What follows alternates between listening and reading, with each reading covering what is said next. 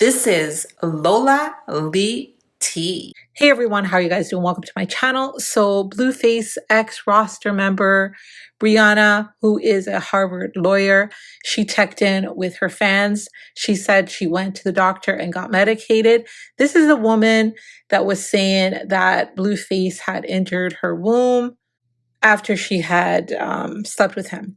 So Briana had a lot to say during this live. She did sort of like a story time. She announced that she is bipolar.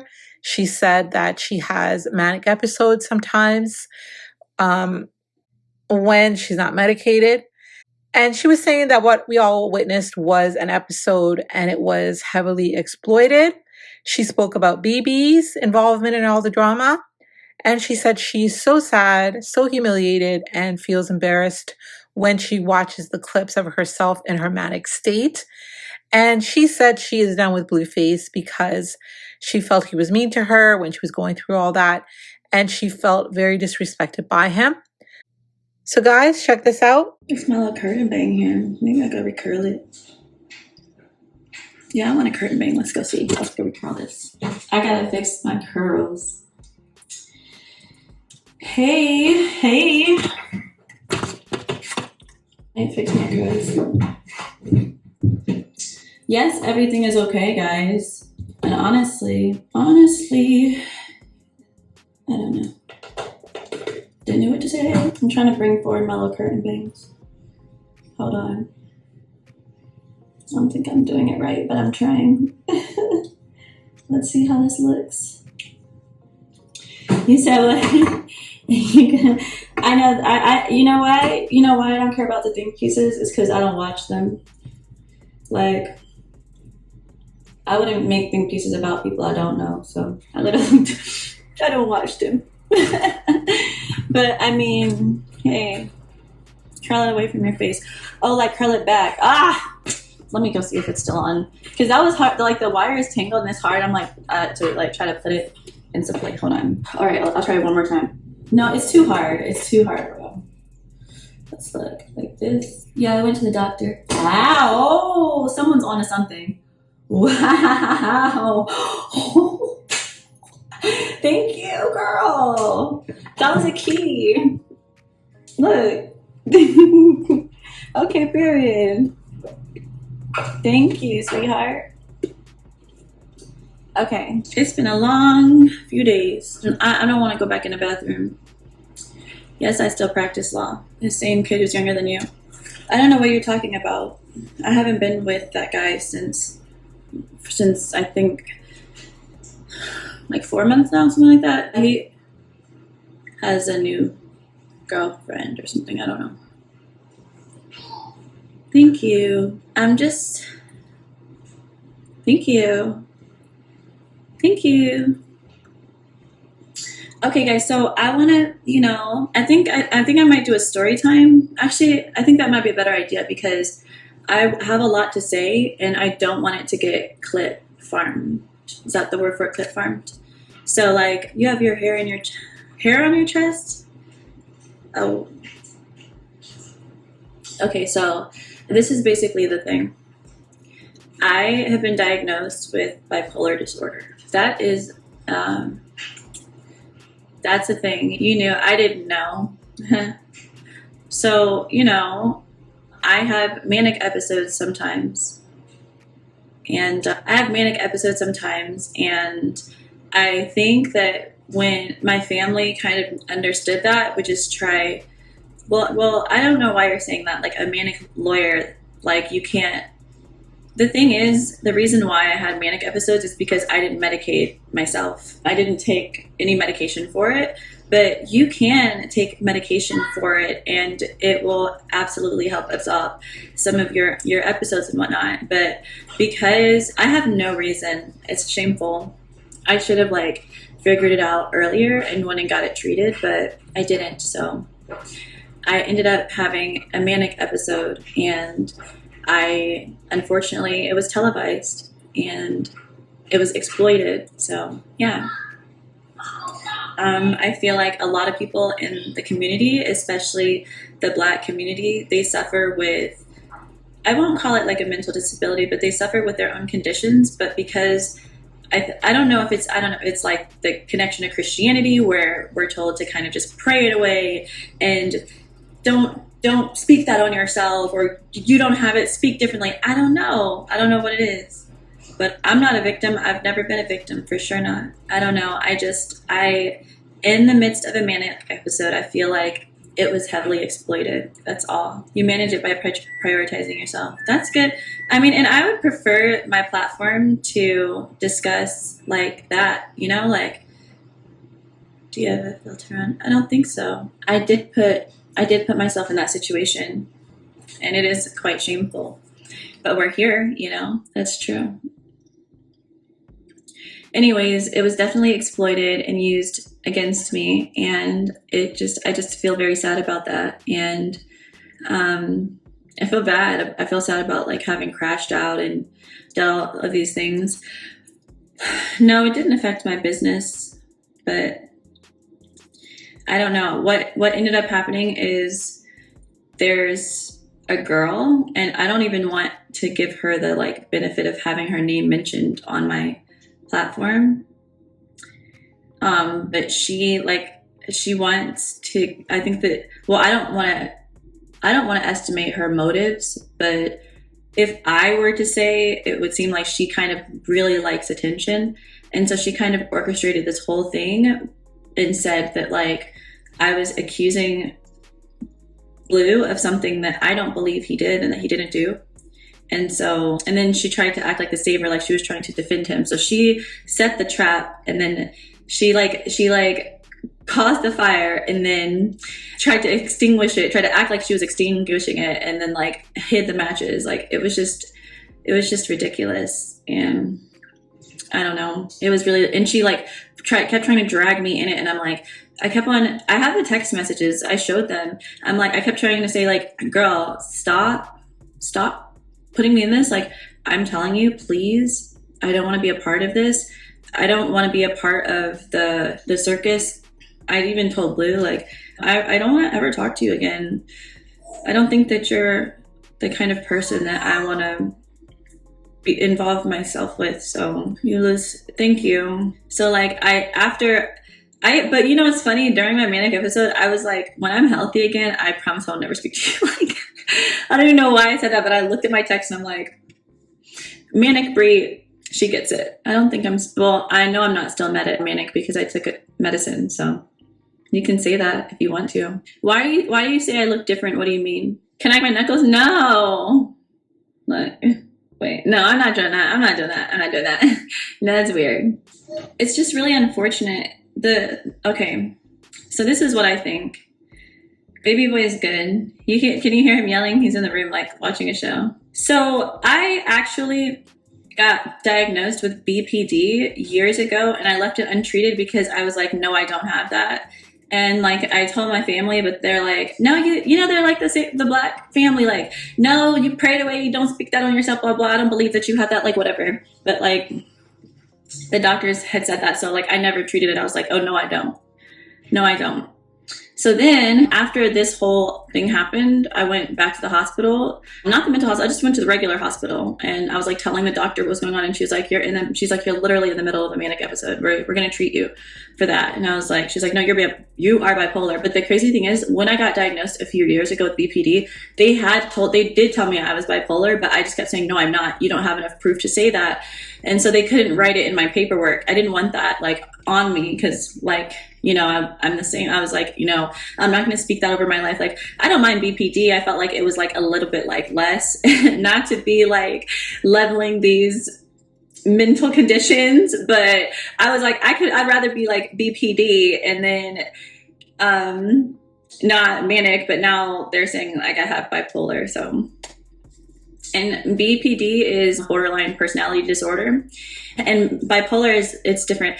I'm not totally sure on all the differences, and I'm not totally sure much into bipolar either, because I haven't like done my research on it. So I don't want to, I think that's why I like, they tried to say like she's either BPD or bipolar. Like I literally push the nurses to be like, no, just I'm BPD and I know it, like, because I didn't want the stigmatism to come with bipolar, because look, even just now I said, hey guys, I'm bipolar. I can tell the truth. And then the comments, oh, a manic lawyer, blah, blah, blah. Like, so the stigmatism is why people are afraid to not only come forward, but get treatment for it. So, oh, the Mackenzie child's kettle, isn't it cute? So I don't want to say what I think, but what I've been diagnosed with is bipolar disorder. So it wasn't until after my going over there and having that episode and everything that happened, then having to go to hospital after, or wanting to go to the hospital after. I'll say I didn't have to go. There was no like forced thing. There was no like, it was completely consensual. It was completely, I mean, I believe it was forward for me, you know, I don't know. So it was completely consensual and such. There was no issue. But no, I'm not saying this for any reason other, because I don't want to talk to him anymore. The reason I don't want to talk to him anymore is because of a separate reason outside of this. You know what? I'll just tell you guys the truth, because he was mean to me. Like, he started being mean to me. Well, in my mind, I felt like he was mean to me, but he might not have been, but I felt like he was inconsiderate. I just felt like disposable, and I felt like I didn't feel like he treated me with respect. So he was mean, right? And then like some other girl that he was talking to sent me text messages about like what he was saying, what he said about me. And he like referred to me as like the B word and stuff. I was like I know he uses that word loosely, but like the way he was like talking is like, yeah. And I was just like, I think something's coming. I don't know. I had no expectations of the situation. I don't know. To treat you with respect. You know what? That's part of being delusional. Expecting people like that to treat you with respect. Yeah, I believe so too. Oh, my mentality is definitely different during an episode, because like I have no like no caution, like no understanding of risk. So, but now so now I'm in therapy and I've gotten medication, and that's why it's just like a whole different person. I watched the Twitch and I was just like, oh my God. Every time I watch, I didn't watch the whole thing. I just like see clips floating around, and every time I see a clip, I'm like mortified. I'm like, oh my God, who is that? I'm so sad. But I was having a manic episode and it was live and it was being exploited. And then when I watched it back, I saw that like they were laughing at me, not with me. And I am very much embarrassed, and I felt like ashamed and humiliated. And it didn't help that we started drinking. So that was like another thing. We just like started drinking, and yeah, they are not my friends. So that's it. No, it wasn't a quick recovery. It was like, I was really, really like, okay, so how I think I snapped out of it really quickly. Like I had the strength to like really like get together is that my son's dad told me I had my brother come over. And I mean, my son come over, sorry. And he's like, you know, it's your week and stuff. And I was like, I don't want him to be around me like this. And he was just like, you need to just do better for yourself. And he was just very direct about that. So I had my cousin over to come help watch my son for like 2 days, because I was still like so sad. I was so devastated. When I came to, I'll say, for my manic episode, I literally could not leave the bed. Like I was having a nervous breakdown, because imagine like going into an episode and then coming out and seeing yourself on like every blog on the internet. I'm like, no, damn. I was like, I can't believe what I just did. Oh my God. I was like crying. I was like, oh my God. It was really scary and sad. I know, it was so sad. And the thing is, like, I will just say I feel like it was exploited, and that exploitation is like, I feel like it is underlying in various relationships I have. And that's sad for me. You know, I think that my family did want to get me help, but I feel like if I were them, I would have went about it a different way. Like I wouldn't have told the internet that I needed help, because this is not something that they were telling me in private. You know, in private, we were talking about Europe trips. That's what the conversation was about. When it only happened when it came out and everyone assumed everyone picked up what they were putting down in terms of what side they were on. That's when the allegations that I need help came heaviest from them. So I had to hear it on an interview instead of hearing it with like maybe sitting down and saying, hey, you know, there's something going on. But I feel like what they valued was protecting my image, not getting to the root of the trauma that could burn that image down. So that's what I think. This top is actually like a little teenager top. It's from this store called Brandy Melville. I used to wear it was like my favorite store as a teenager, and like I get little house shirts from there now. I think it's so cute.